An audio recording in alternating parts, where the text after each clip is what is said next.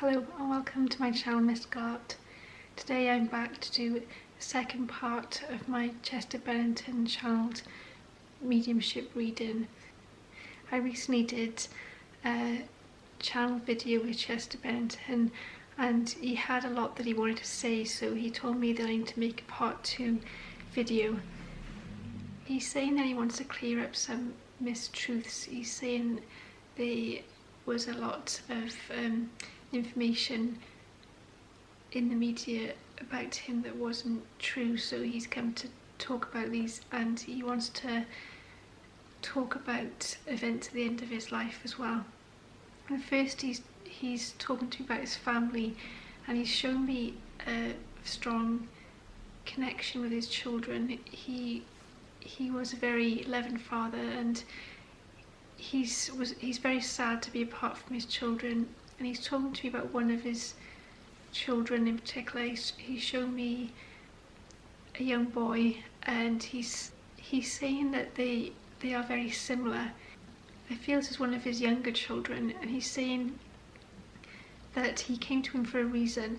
He's shown me that their souls are connected and he came into his life with him for a reason. He's saying this young boy is very spiritual, and as he grows up, his spiritual gifts will become stronger.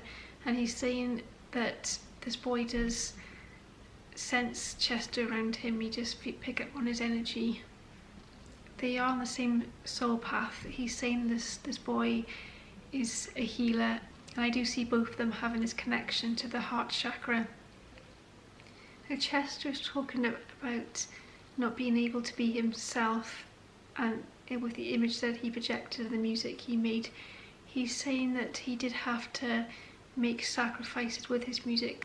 Sometimes he wasn't able to release the music that he wanted to release.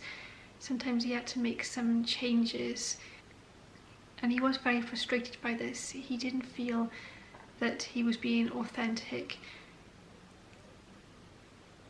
and I'm seeing that he was a perfectionist as well. He never felt that his work was quite finished. There was more that he wanted to add. And he showed me the record company did tell him to make certain changes to his music that he didn't want to make. And he's saying that they did try to change the lineup of the band a couple of times, but Chester's saying that when he felt passionate about something, he would speak up, and he stood up to the record company quite a few times to try and get his voice across. And I feel he was more driven to do this for the people rather than himself. If there was someone within his band who was having problems, he was more likely to stand up for them than himself sometimes, because he did think about other people a lot. Now he's talking to me about connections within the music industry. There were certain people that were untrustworthy. There were certain people who he thought at first were his friends until he discovered the truth about them. He says that there was a lot of illusions.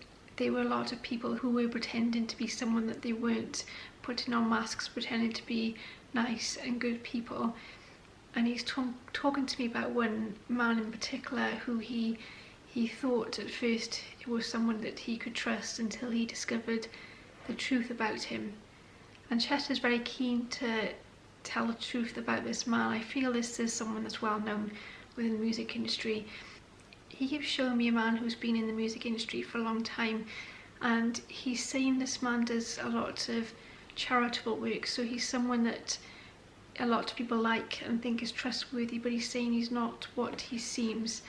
And he's telling me this man is in a band, not an American band. He showed me this band is somewhere overseas from America. He wasn't from the same country as this man.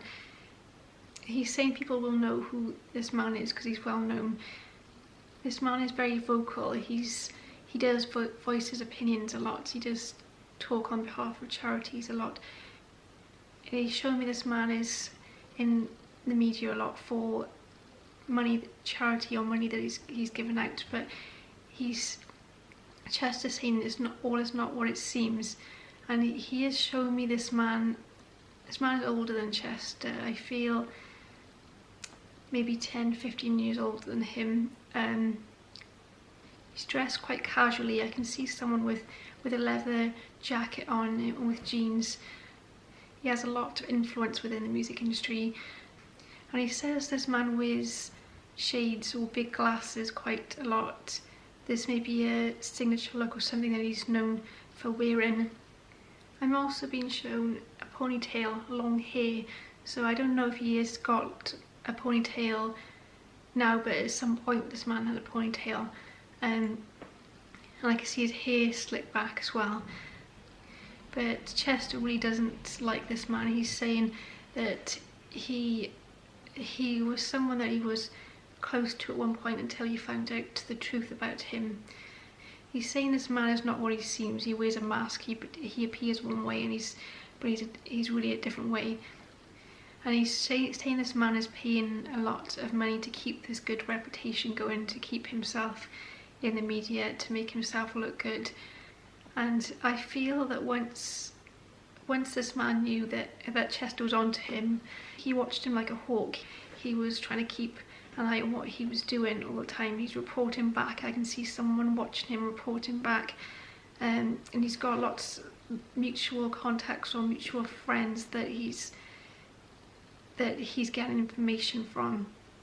Chester has shown me a complicated situation at the end of his life. He's saying that there were a couple of people who were very angry with him, including this man. I feel there was an argument between them, and he's shown me hidden documents as well.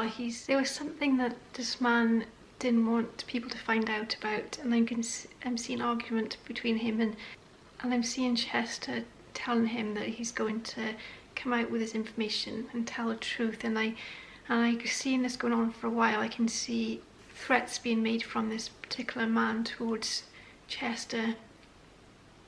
Chester had some strong morals, and he was a very honest person. I feel Chester had strong morals, and it was very important for him to speak the truth. And even now in spirit, he really wants to speak the truth. Chester has come to me on and off for the last year, because he's been very keen to pass on these messages. It's very important to him that the truth comes out, because he's saying that there's a lot of things that are buried beneath the surface, things that we are being lied to about, and he's very determined to speak out. He's using the word darkness. He's saying, I want to stop this darkness and I want to set people free. He's very keen for me to use the words that he's saying. He was very articulate, and he usually, when spirit communicate with me, they show me images or feelings. I do sometimes get words, but with Chester, he communicates with me mostly through words.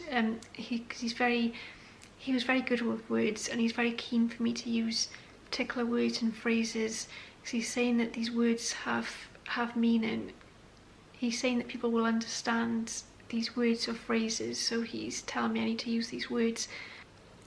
Now he's shown me goggles, and he's saying a lot of us go through life wearing goggles.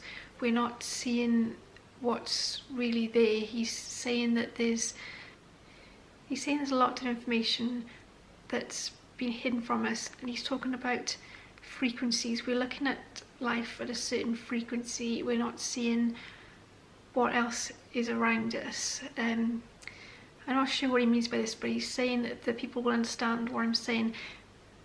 The universe is made up of many frequencies, and as we progress spiritually, we'll move up towards higher frequencies. But he's also saying there's lower frequencies, negative energies. They are people who have negative intentions and are at the low end of the frequency, and they are very high frequencies, angels and spirits, the higher ends. And on earth we're just seeing our frequency, we're seeing the 3D perspective, we're missing all of the other frequencies around us. But as we open our minds spiritually, we will start to see more of the higher frequencies, or sense them around us. But I feel Chester was a very spiritual person, and he was aware of the higher frequencies that were working with him, but he he didn't fully know how to work with his gifts, but he was aware that of the higher energies around him. He did feel energies, and he did sense spirit around him, but he couldn't quite make sense of it. But I feel that often through his music, he did channel things from spirit. He showed me higher frequencies working with him. They were working with him with the intention of healing other people on an emotional level through the heart chakra, so they channel through words and music to help him to heal others. Now he wants to go to his death again, and he's saying that there's certain things that weren't shown to us. They were things hidden from us. What we were told by the media wasn't accurate, and he's saying yes, he was very depressed about most of his life, but during the last couple of years he's shown me that he started to find more balance and more meaning. He started to feel more in control of his emotions, and he's making me feel like it wasn't his intentions to pass away or to leave when he did. He's saying yes, there were many times when he wanted to die, but he's saying that he was more emotionally balanced at the end of his life. I feel like he was doing better than he had done for a while, and he's shown me this close bond with his children, and he's saying that he wasn't ready to leave them. He's making me feel like it wasn't his intention to go when he did.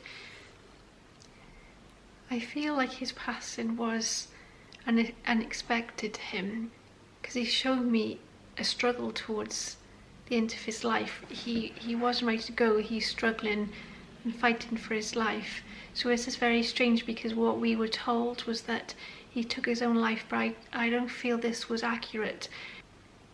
He has shown me this before, and I've seen it again now. I keep seeing red handprints around his neck, so I feel this is linked to his passing. I don't know who this was from, but he is showing me that this is, he's very keen to speak the truth on this and to say this is how it happened.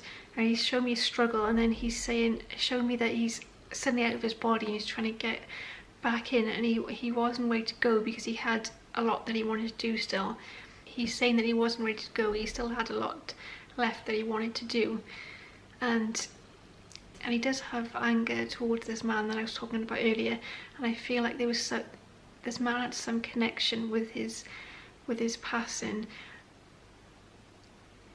But Chester is saying that the truth about this man will come out. We may not see the full story, we may not get all the details, but we will see that this man is not who he seems.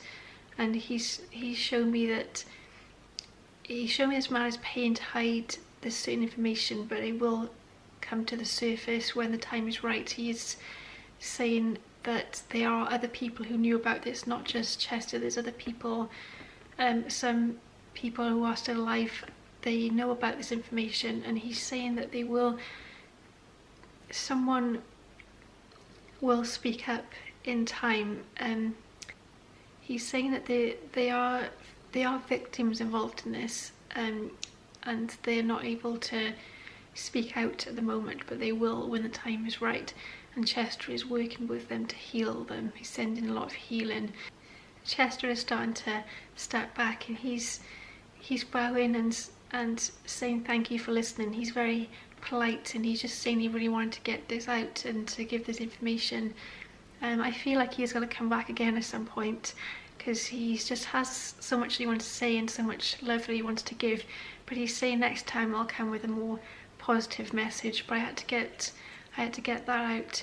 So thank you, Chester, for working with me, and thank you all for watching. I'll be back again with more videos. Please like and subscribe.